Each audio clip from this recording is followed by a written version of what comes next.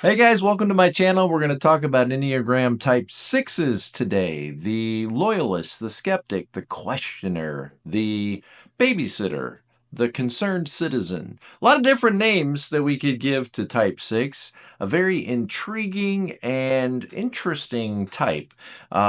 Is probably the one that I struggled with the most to understand when I first was learning about the Enneagram. And which is interesting because I am a 7 wing 6, and it's a pretty strong wing 6. And once I got my head around sixness, I was like, yeah, okay, I'm almost that, but I'm definitely a 7. Now, we're going to be looking at a book today. If you don't have this book, you might think about picking it up. This is actually the first book I ever read on the Enneagram. It was written back in the 90s. I wish I would have found it then, but I found it much later, and since then I've given away this book, The Enneagram Made Easy by Renee Barron and Elizabeth Weigel.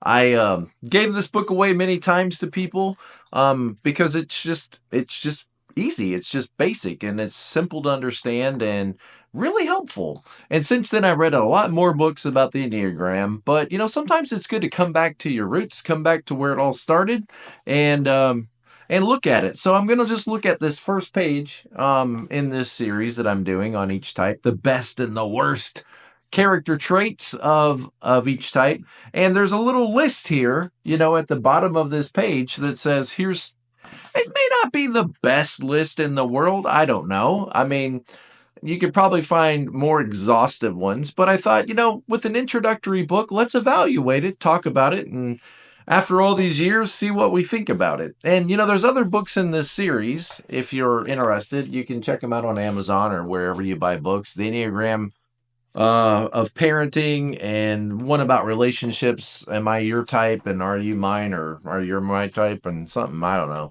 But anyway, um, before we get started, just a reminder, in the description below is a link to my website, tomlahue.com. I do offer Enneagram coaching.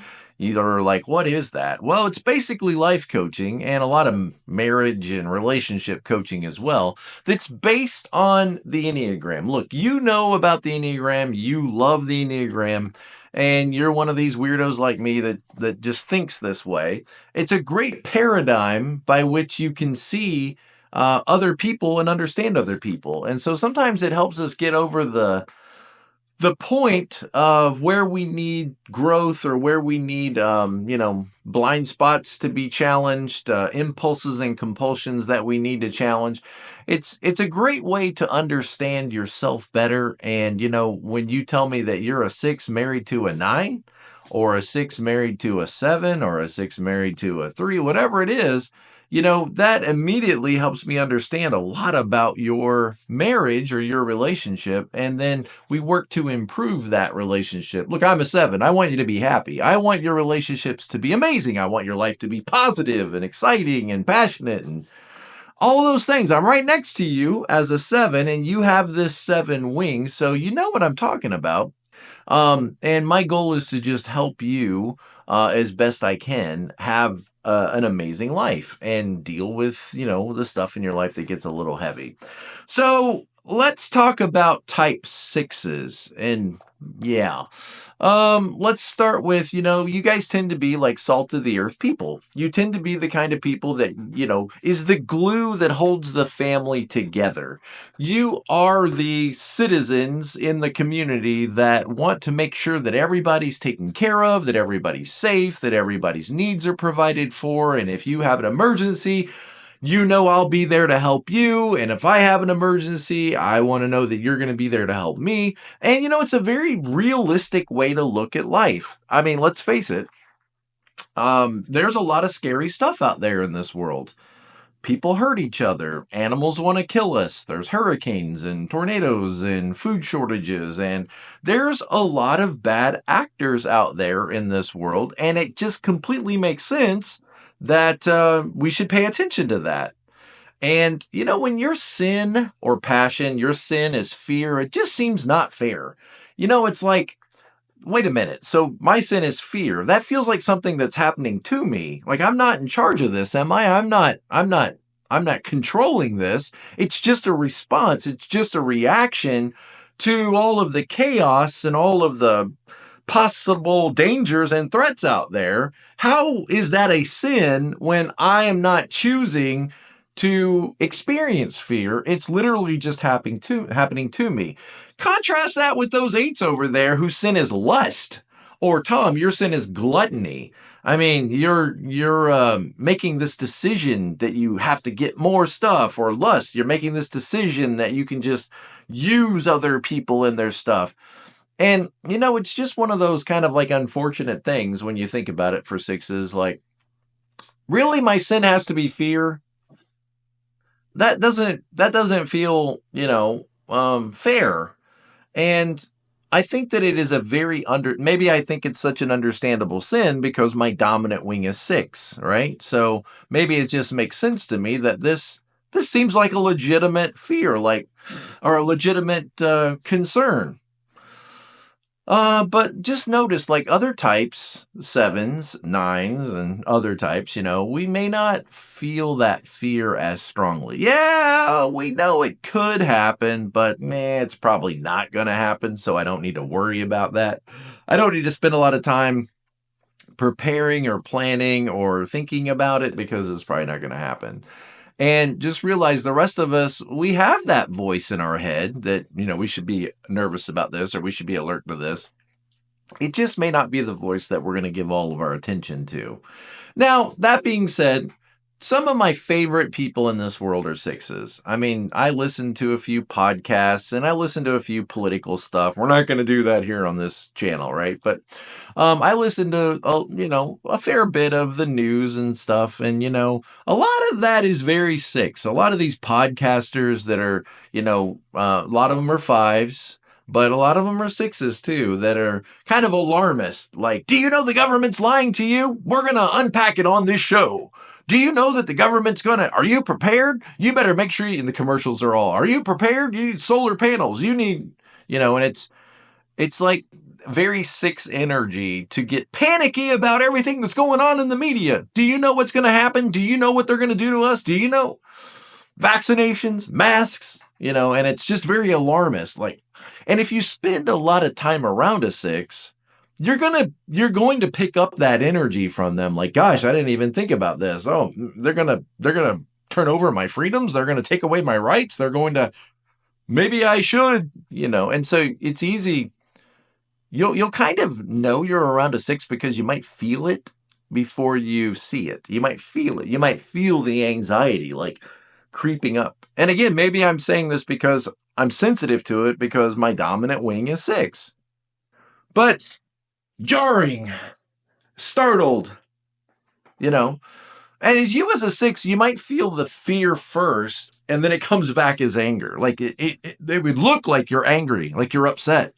But if you really pause that process down, you might feel like whatever the thought is, or whatever the alarm is that hits you, at first it might feel like I need to flee, but then you come back with fight, right? It just kind of depends, that fear response of flight, fawn, fight, flee. I don't remember if I got them all right, but you know what I'm talking. You probably know this better than I do. And just interesting to, what's your response? Is it fight? Is it flight? Is it, fawn? Oh, you make over everybody and then I don't have to, I'm not your enemy. A lot of times when you meet 6s, you'll kind of get that response first. Like, hey, I really love your shoes. And it's basically like they're saying, hey, I'm not a threat. So I'm actually complimenting you. So I'm a friend. So you're a friend too, right? Okay, we can be friends. And sort of like testing the waters. 6s do a lot of testing, by the way. Testing to see if people mean what they say, testing to see if people are potential threats. Even sometimes knowing the truth. There's probably nothing a 6 loves more than when they know the truth and somebody they know is lying to them, and they might just keep pushing this to see if the person will ever open up and be honest. Never lie to a 6. 6s are powerful people. They're like bridges. They can handle the weight of the world. But then when the cracks start in the bridge, then the bridge might collapse, right? And so 6s can handle about anything that's thrown at them, and often are great in emergencies. like EMTs or police officers or Marines. You know, I mean, they often are great in emergencies, and can handle whatever is coming at them as long as they have actual truth and facts and data, and so they know where the threat is, they know what the problem is, then I feel like they can handle it. But when you lie to them and you're deceptive and they can't trust you and they don't know where the threat's coming from, then it would be easy to get overwhelmed. And sixes sometimes have a hard time trusting their own sense of things. Like, they're very aware, very vigilant, looking at everything, but then they might at times second guess themselves or even doubt themselves or doubt their ability to meet the demands in front of them and have a hard time believing in themselves. They literally are the person, when you say, believe in yourself, they're the person that really might struggle with that the most, like believing in themselves. I think they want to believe in themselves, but, they've made mistakes before in the past and things didn't work out. What if that happens again? Oh my gosh, right? Okay, the animal, remember, is the deer. What? The panicked deer, that move together as a herd. So there's like strength in unity. There's strength in a team. There's strength in togetherness. And sixes, I think, really want to pull people together and be on that team. Or they want to find the team that's going to keep us safe from all the threats. Those communists over there. We got to be part of the constitutional conservatives against those communists. Us, them, us, them, us, them. And I think it's very six-like to see the world in that way. Where nines, no, it's all us. It's all us. Unity, harmony, Okay. So I should look at the list, right? I mean, I've been talking just random stuff. Realize I am a 7. I don't go into a lot of some of these videos I really plan a lot, but not these videos. I just kind of want to talk about it. And I feel like you're interested in this, so you're going to stay around. Maybe you will, maybe you won't. I don't know. But anyway, I don't really go into this with a whole lot of plans. Just kind of, let me get some information and see what happens. 7. ENFP. All right. So here's the list. Sixes at their best. Wow, I should probably put on my glasses. I'm over a certain age now. Are loyal, yes. Likable, yes. Caring, warm, compassionate, witty, practical, helpful, and responsible. What a great list! That's great stuff. I mean, that's the kind of stuff you need in a friend. Remember, the 6-wing 7 is literally called the buddy. I think about the little flounder on Ariel. Ariel's a 7 and Flounder's probably a 6. A lot of sidekicks, are 6s. A lot of that Watson, Sherlock Holmes is a 5 and Watson's a 6. That's kind of the typical, let me go with you on this journey and support you and help you and be your buddy. And if you need a buddy, you need somebody who is loyal, likable, caring, warm, compassionate, witty, practical, helpful, and responsible. Perfect! Thank you for replying. You can be my buddy. You can be my pal. 6-wing 5 is called the defender. Like, remember that idea of like, what's going on here? We need to us and them defend against these demoralizing, destabilizing, demoralizing and destabilizing, things going on in our society. We need to defend against this. So we're gonna hold a symposium. We're gonna hold a workshop. We're gonna hold a training, and we're going to alert the public so that they can be aware of what's going on. And I know it sounds like I'm making fun of that. I'm really not. I love that stuff. I really do. I love that. Let's go to the meeting. Let's find out the details. What do I need to be worried about? Tell me. I like that because I like to be interested in things, and I think it's more of a 7. I like to have my mind focused on stuff that's interesting. Am I going to do anything about it? Not a whole lot. I mean, whatever I can do to protect myself, but I'm not going to sign up for $10,000 a month, whatever it is you're selling. I'm probably not going to sign up for it because I don't really care that much. But where were we? 6-wing 7, the buddy. So loyal. Okay. You realize this as 6s. Let me say it this way. You look loyal in a sense because you want people to be loyal to you. Maybe you've never thought about it like that before, but 2s are loving. What do they want from other people? They want to be loved. Okay. 7s look like they're having fun. 7s bring fun. you know. Nines don't disrupt the harmony because they want you to not disrupt their harmony. Fives don't intrude in your space because they don't want you to intrude in their space. So a little bit like that. Think about that. Like sixes, what do you really look for in your community? What do you really want from other people? Don't you want to feel like people are going to be loyal to you? Like they're going to be honest and truthful? One of the 10 needs we all have in marriage, we all have 10 basic needs that we bring into a relationship. One of those needs is honesty and openness. And always when I talk to sixes, they're always kind of surprised. Like, that's not the number one need of everybody. Like, that's negotiable for some people. Like, that could be at your bottom of your list. What's at the top of your list? Affection, sexual fulfillment, recreational companion, and then honesty and openness is at the bottom of your list. How is that the bottom of your list? If somebody's lying to you, how could you be in a relationship with them? I think it's just so much an important part of what you expect that you can't imagine that it's negotiable for people. Like some people, no, please do lie to me. I don't want to know the truth. I don't want to know how much money you spent. I don't want to know how much time you watch television. I don't want to know that you stopped and got dessert and broke the diet. I'd rather not know that stuff. But loyalty, that your team is there for you. What a great thing. There's nothing wrong with that. That's such a great, in a world where everybody's jockeying for the best for themselves and they're not loyal, they don't feel a sense of fidelity. I mean, that's literally like the motto of the Marines, Semper Fi, always faithful, always loyal. So you're a Hufflepuff. You probably are a Hufflepuff, right? I am. I hate that I'm a Hufflepuff. I remember standing there at the in Universal Studios looking at those symbols, Ravenclaw, Gryffindor, Slytherin, and Hufflepuff. And I was like, oh yeah, my wife's definitely a Hufflepuff. I think Hufflepuffs are great. I'm very attracted to Oh crap, I am a Hufflepuff. I'm not a Ravenclaw. I'm not a Gryffindor. I'm not a Slytherin. I guess the only thing that's left is Hufflepuff. And, what is that? Loyalty? That's one of the main characteristics of Hufflepuffs is loyalty. So loyalty is such a great thing. It can be a little weird sometimes, though, when you got to drive, an hour away back to your home city so that you can see the chiropractor or the mechanic, that you trust, that the family's always trusted. That can be a little weird. Like, why can't we find a new mechanic, that's not an hour and a half away? Why can't we find a new chiropractor that's not an hour and a half away?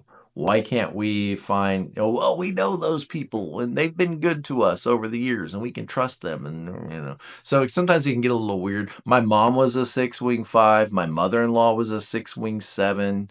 My daughter, Olivia, is a 6-wing 7. So I got a lot of six stuff around me, My brother is a 6-wing something. I don't know. He's kind of a 6-wing 7 when he's with us, but at work, I think he's a 6-wing 5. So a lot of 6. Likable. I like that. Likable. Yeah, look, I'm not a threat. I'm likable. Let me in. And 6s, I think, especially the 6-wing 7, especially self-preservation 6s are probably the most likable, the friendly 6. But even a lot of social 6s I know, very likable. They can look a little more like a 1, but very likable people, maybe a little more serious, but likable. A lot of people are not likable. A lot of people are not likable and don't care. It surprises me that they don't care about being likable. I guess, what do we get from being likable? Maybe we should think about that. What do we get from being likable? Well, I guess you get an audience with people. You get people to listen maybe to you. You get, a feeling of friendship or warmth, and that feels meaningful to us. It's interesting that some types, come across maybe a little less likable, or some, people come across a little bit less likable. And you kind of got to wonder, like, don't you see the benefit in this? Don't you see the benefit in being a likable person and like paying attention to being kind, thoughtful, friendly? Like when you're that way with people, 9 times out of 10, they respond. It's kind of like you play a friend card. Hey, here's a friend card. Oh, you're going to play a friend card too. Well, that's nice. And so we just kind of learn, play friend cards And then other people play friend cards. What's the opposite? Play a fight card. Play a fight card, and then people often want to fight. I don't want to fight, especially if you're a 6. I don't want to fight. I don't want threats. I don't want people out there upset with me. I don't want people out there with a big target on me, that they're after me, that they're coming for me. I don't want to think that. So I'm going to approach people being likable because I want to be liked. Now, I don't need them sitting around thinking about me all the time. I don't think you're like that. Like, I need to feel valuable. You're not a value type, right? I need people to like me so that I feel like I have worth and value. That's not you. I want people to like me so that they aren't a threat to me. They're for me, and we're all living together in this like unified community, taking care of each other. And what if somebody doesn't like you? What if you get the information one way or another that this person isn't for you, that they're maybe against you? Then what happens? Do you turn against them and turn the group against them? Something to think about. Okay? Problems for likable people. I always say that some of you folks out there, myself included, my wife included, you have nice person disorder. And people will use that nice person disorder against you to leverage that to get what they want. They will manipulate your nice person disorder to get what they want. So caring, warm, compassionate, witty, practical, helpful, responsible. Doesn't that sound like the babysitter? Isn't that the babysitter that you want for your kids? Gee, who should we call? Should we call that withdrawn, frustrated, angry, irresponsible person who only thinks about themselves? Or should we call a person who is loyal, likable, caring, warm, compassionate, witty, practical, helpful, and responsible? Well, the babysitter, the guardian, the trooper. What a great list of positive characteristics. You bring a lot to the table. You might minimize what you bring to the table. Well, other people, I don't like to be the leader. I like to be, second, third down on the list. You might minimize what you bring to the table. And, you could, out of fear, not be willing to take the step out there to put yourself out there, because those are the people that get criticized. Those are the people that everybody has a problem with. I don't want to be the leader. And you might sometimes miss opportunities. Let me just say it this way. The sin is fear, right? So if you're not careful, fear could definitely keep you from being able to move forward in life. Fear of doing something wrong, fear of making people upset, fear of, stepping out there and failing, being laughed at, being humiliated, everybody turning on you saying, "Oh gosh, Marty, you messed this up." That could keep you from ever reaching the heights that maybe you could reach in life. So you're going to have to learn to push back on this fear, which you probably do already, but you're going to have to face this.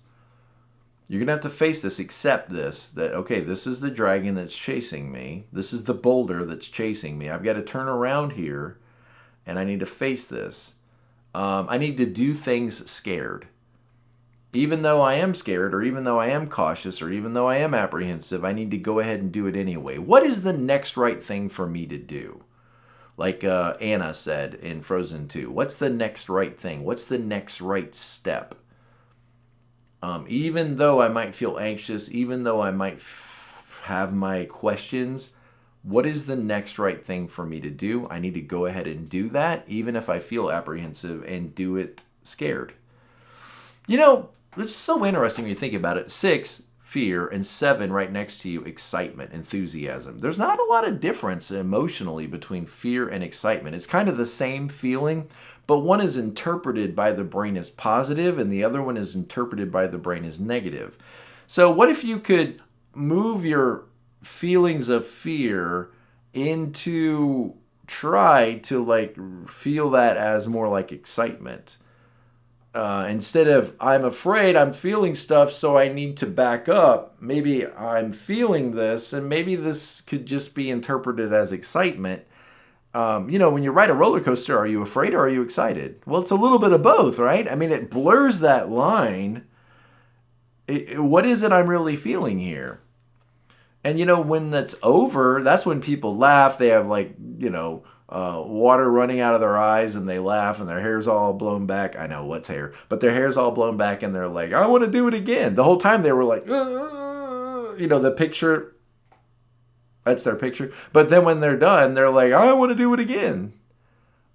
See how your fear like morphed into like excitement? And then now that you know what it is, you've ridden it, you're like telling everybody else, you should ride this, you should ride this, you should ride this. And yeah, when you get back on it, you're going to feel a little bit of that fear again, but it's more like excitement because you've now been through it. Well, you've been through a lot of crap. You have been through a lot of crap already, and you made it through it. And you didn't, and not everything was a win. There were some losses along the way, but you made it through all these other rides in life. And now you got a ride in front of you that's scaring you to death, and you don't feel like you have what it takes to do this one? Come on. Come on. Look, people like you. Your whole thing is to be likable. It's right there. People like you. They want you to succeed. Now, there may be one or two bad apples out there that hopes you fail, but most people like you and want you to succeed. So you got to get up there and you got to make yourself do it, even though you're feeling these feelings. Interpret those as excitement and make yourself get out there and do it. You're going to do a great job. You're thoughtful. You've planned it out. You are capable. You have great, skills, abilities, and information. You can do this. It's just, you got to face this apprehension. You can't let the fear win. You gotta win. Think about it like this. You're just like, Tom, what are you talking about? Okay, let me just explain it like this. Imagine you wrote all your goals out for your life here, and you start to move toward those goals, and what do you fear? Fear. You feel. What do you feel? What do you feel when you start moving toward those goals? You're going to feel fear, like, what if I screw this up? What if I mess it up? What if it doesn't work out? What if it's more work than I thought it was going to be? What if other people start to complain? What if other people think I'm being arrogant or prideful? See, as soon as you start to move toward what you want in life, you're going to feel this something resisting. Who's in charge? You? If you're in charge, then go toward your list. If you're in charge, go for it. Go accomplish. Go do. Go be. But see, sometimes the old personality, the false self, the personality gets in charge, and your impulses and compulsions that are 100% predictable, you can read about them in a simple book like this. Sometimes your impulses win, and you don't move toward what you really want. So who's in charge? You or the personality? And that's how that all mystical stuff about the false self and the true self. The true self is moving toward what you want in life, what needs to be done. But the false self says, you can't do that. You're going to fail. People don't like you. So you got to decide who you're going to listen to here. All right, let's look at the negative list. That was the positive list. And you're probably already like, gosh, there's more? Now the negative list? I feel like that was the negative list. Well, here's the negative list, all right? So 6's at their worst are hypervigilant. What's that? What is that? What do you mean by that? Why are you saying it that way? Why did your face look like that when you said it? Hypervigilant. Now, the reality is into everybody's life, some trauma is going to come. And all of us have experienced, angry dad, or we've experienced, ridiculous teacher who gives everybody F's. We've all experienced the bully on the playground. And all of us respond to that. But just notice how, like, as a 6, you got a clear message as a kid. Like, you better pay attention. You better pay attention. You better ask questions. Because things can go wrong and they can get out of hand really quickly. And so you need to be hyper vigilant. And so as 6's, again, you're the people making the podcast. Wake up, people. Wake up, America. Wake up. Do you know what's going on here? You need to be hyper vigilant. See how you advocate for the very thing? Like you're pushing your impulse. We all do this. We all push our impulses out there. Like, you need to be impulsed this way. Well, sometimes, the rest of us could probably be a little more vigilant. But, hyper vigilant? So if you were going to balance yourself, if you were going to grow and balance yourself, can you see that would be one of the things that you might work on? Okay, take deep breaths. All right, I'm starting to get worked up about something. I'm starting to spiral on something. There I go again, being hyper vigilant. Maybe I don't need to pay attention to this. Maybe I could just be okay with this. Maybe it's going to work out fine. Notice that line to 9, right? The line to 3 is I got to get in front of this. I got to get assertive and get in front of this. I got to prove. I got to prove. Don't get me. But that line to 9 is like, well, you know what? Maybe everything's going to be okay. Maybe I don't need to worry about this. Maybe it's all going to work out. I've done all I can do. And now I'm just going to have to take a deep breath. And Piglet's got to turn into Winnie the Pooh here.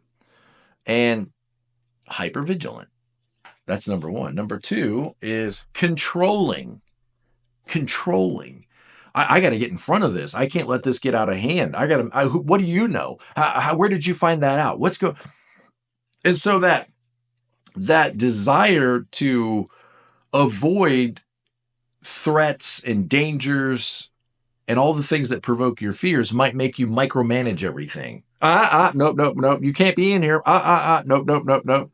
And so you might want to like squeeze your world down into this very controlled world where nothing ever happens that feels threatening.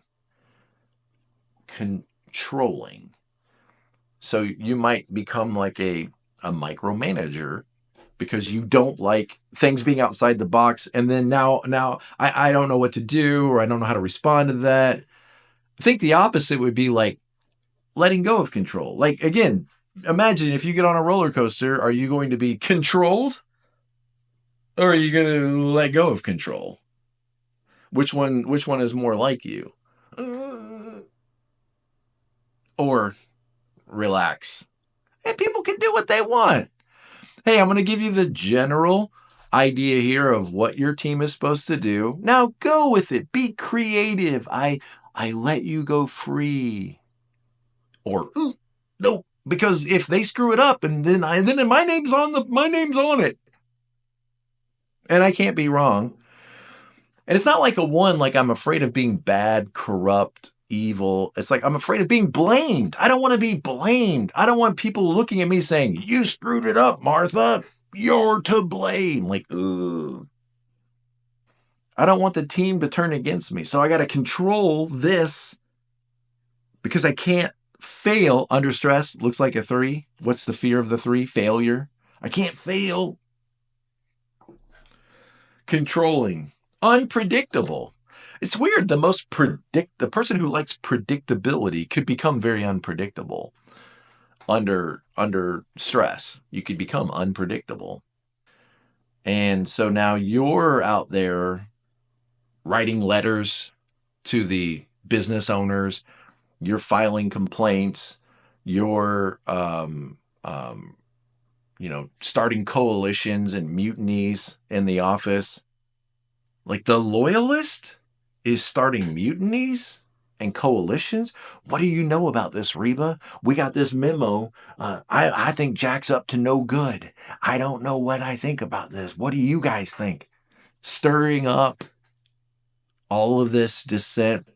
I gotta know what's going on so that I can prepare. I know something's up, but I don't know what's going on. What do you think? What do you think? Does that make sense? Well, I almost let him have it, but I held my tongue and I didn't say anything. And so this vigilant trying to control what's about to happen. What if you could just relax? You're like laughing like, yeah, right, Tom. What if you could just relax and be like, you know what? Ultimately, God's in control. Ultimately, God's in control. And if this company doesn't want me here, then do I really want to be here? Why am I fighting so hard to stay somewhere if they don't want me here? And if I lose this job or I lose this relationship, that's happened before. I'll be fine. I have confidence in my ability when backed into a corner to overcome obstacles. So I need to just relax this fear a little bit and be a little bit more at peace and not be the unpredictable person bouncing around the office. What's going on? What do you know? Blah, blah, blah, blah. Isn't that exhausting? It's got to be exhausting, like always on alert. What if you could just a little bit like let life happen? Like, well, I'm not in control. It doesn't mean that no one's in control, but I'm not always in control of everything. And so I got to just go to that 9 place of acceptance. Like, well, I'm going to do my best. And I'm going to, and just think like, Also, look at your wings, right? So 5 pulls you into like being objective. Like, I need to look at the actual data here, not how I feel, not what I think, not what the memos, but what is the actual data? Do I have good evidence? Do I have good information? And then 7 wing, maybe this is going to work out great. Maybe the boss has called me in the office because he wants to give me a promotion. Maybe the boss needs a prayer partner. Go into that 7 wing of this is all going to work out great. People love me. And then that line to 9 of, I'm not going to worry about this anymore. I'm not going to spend any more time. My old self, I would have spun it around all weekend and not been able to relax because who knows what's going to happen on Monday? The president of the company's coming to talk to us. I'm not doing that anymore. I'm just, whatever happens, happens. That is a 9. Whatever happens, happens. Just tell me what you want me to do. That is a 9. A little bit of that, a little more 7 and 9. Don't worry, be happy. Don't worry, be happy. Don't worry. A little more of that. If you could just, a little tiny bit of that. Can you see that, like, everybody in your life would say, please listen to Tom. Please listen to him. A little more 7 and 9 in your life. Maybe a little more 5, of being unaffected. Think about that. 5's unaffected, detached. I don't know, whatever's going on, it's not my business. I don't care about it. I don't care enough to care about it. That's a 5. I'm not going to give any attention to what their problems are over there. I'm staying in my lane and I'm unaffected by this. Can you see how that would be just a helpful thing for you to know when to lean into that a little more? It might keep you from being unpredictable, judgmental. Judgmental? You? Judgmental. Why are they bringing in this new procedure? Who's responsible for this? I need to go tell. 6's, you guys are the tattletales on the Enneagram. I need to go tell. Do you know what Tom's suggesting? He's wanting to overhaul our whole and then they follow the commander out and stand there. Judgmental, paranoid. I heard an old joke, right? Just because you're paranoid doesn't mean they're not actually after you. But paranoid is that it's an unsubstantiated, it's not warranted. Like, if they're really after you, then you should be vigilant, right? But it's when you feel like people are after you when they're clearly not. And you know what this can do? This can actually make people come after you. So it's self-sabotaging. If you're starting to feel paranoid, maybe you should tell yourself, instead of, oh, what's going on? I need to pay attention to. Maybe you could tell yourself, I'm such a 6. Look at me. There I go again. Getting paranoid, getting anxious, getting vigilant. There I go again. And see, as soon as you call attention to what's going on, it starts to help you relax and be a little bit more open-minded and even-handed. Judgmental, paranoid, defensive. The 6-wing 5 is literally called the defender. That's the name of the type. The defender, defensive. Home team. 6's are very much, we're a Gator family. We're a Seminoles family. We're a Wildcats family. We got to protect our home team against the other team that's out to get us, right? And so defensive. Think about your faith, for example. Somebody starts objecting to or discounting or dismissing your beliefs or your political views. When somebody starts saying something about Trump, one way or the other, all you got to say in our culture today is Trump, and everybody goes, right? And so chances are, as a 6, you probably have very strong feelings about politics and government and homeschooling and vaccinations and the King James Bible and, Bible Baptist Church. You got strong feelings about all these things, and rightly so. But it's easy for you to get triggered, isn't it? It's easy for you. Somebody says, well, I don't really believe in, or I don't really like, or I don't really. What happens? Like, whoa, we got to defend this. We got to challenge them. We got to protect. Defensive. Rigid. Rigid means you're stuck in one way of doing things. It's hard for you to become fluid and see multiple ways of getting there. Nope. Brother Carl is the only preacher that will preach the truth. And, Randy's the only auto mechanic that we can trust. And Dr. Baker's the only chiropractor that we can, so you get kind of rigid. This is the only, cake mix that I can use. This is because I know it's predictable and I know what to expect. And you start pushing me outside those lines. I don't know what could happen. I don't know what could happen. Maybe something good could happen, Seven Wing. Maybe something good. Maybe something wonderful. Maybe you'll experience something new and it'll be exciting and fun and different and interesting. No, probably not. Self-defeating. Self-defeating. What? You got this opportunity, but you won't take it because what if I fail? What if I screw it up? What if everybody laughs at me? What if I make a fool of myself? And so it can be self-defeating. Or you could go around trying to prevent a fight, picking a fight with everybody, which could then make everybody turn against you. The very thing you hate, self-defeating. And the last one on here is testy. Testy. Testy. I'll just let you think about that one. Are you testy as a person? And I did say already that sixes do kind of test people. Maybe that's what it's referring to, testing people. But I think it's like short, short with people sometimes. If people are pushing on you in ways you don't want to be pushed. What could you do right now? What are some things that you could do right now to improve your life, your state, your relationships? One, I think, is more trust building in relationships. Try to trust people. Try to let yourself trust people more. Recognize that most people want to be your friend. Most people don't intend harm. Most people are not trying to sabotage your life in order to get ahead. Most people really are pretty good. There's a couple of bad ones out there, and you're likely to find them before the rest of us do. But confront your fears. People do care about me, and they will show up for me. And maybe you need to repeat this statement. I am capable. I am safe. I am supported. I am capable. I am safe. I am supported. If you could make yourself believe that right now in this moment, what could you be capable of changing in your life or doing in your life? If you don't believe that you're capable and you don't really believe that you're safe and you don't really believe that you're supported, it could hinder you from taking steps forward in life that maybe would move you toward your goals of what you said you wanted in life. I am capable. I am safe. I am supported.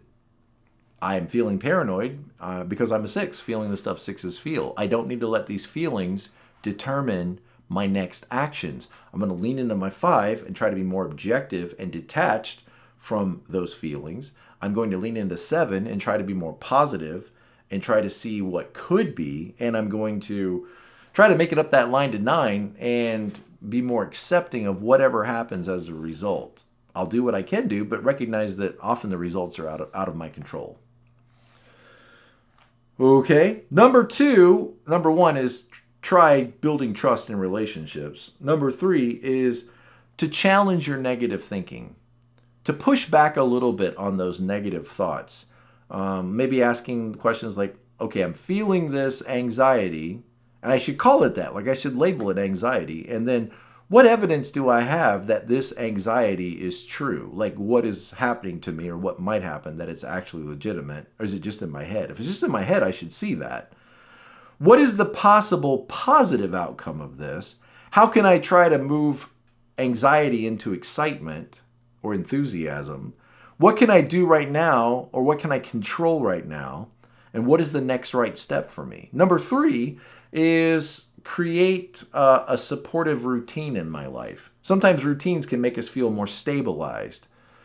So maybe like prayer, reading, Bible reading, something, read something, personal self-care, resting, meditating, walking, yoga, karate exercises, something. What supportive routines? Rest, making sure I get rest, setting goals for my life. What did I write here? Connections, making connections with people, texting people, calling people, going out with friends. Going out with friends could be such a good thing for you. See, to remember your support, remember you have a team, and reestablishing and keep maintaining those connections. And number 4, take small risks. Intentionally step outside your comfort zone. Sign up to be a presenter and get up there, research your information, and then present your findings to your audience. Sign up for management training. Step out of your comfort zone. Nothing good is going to happen to you in your comfort zone. It feels good, but it's not going to take you anywhere. So you got to be willing to move from settler to explorer. You can't just be a settler. You got to be an explorer. You got to make yourself get out there and explore a little bit. And remember, right next to you is type 7, literally called the explorer, the adventurer, the enthusiast. So get out there and explore a little bit. All right. Thank you, guys. Appreciate you all. Love you all. And if I can help you in any way, please reach out to me. I'd love to work with you, whether it's 1 appointment, 3 appointments, 6 appointments, or my whole 12-week plan, whatever I can do to come alongside of you. Check out this video and this playlist that can be more help to you. And as always, be present to life. I'll see you guys next time.